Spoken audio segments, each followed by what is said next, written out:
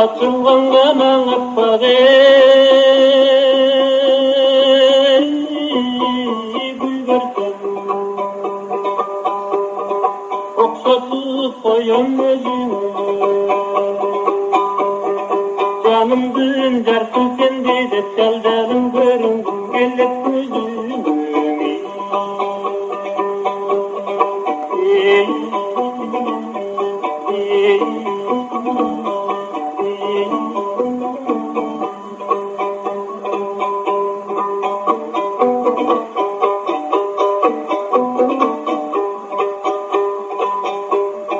Küttürdün qanan elime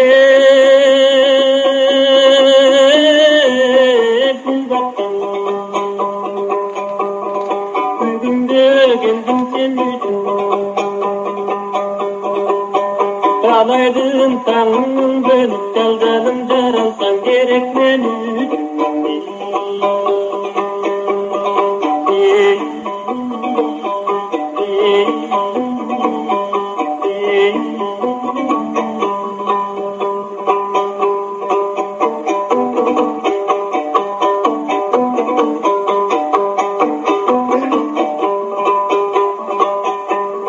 Oydağı nasıldın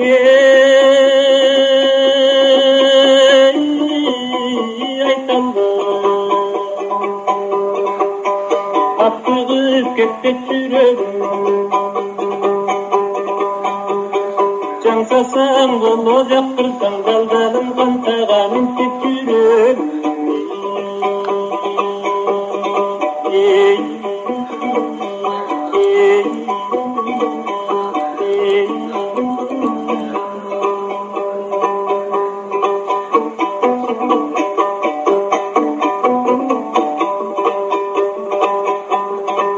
Tünü gana gitsin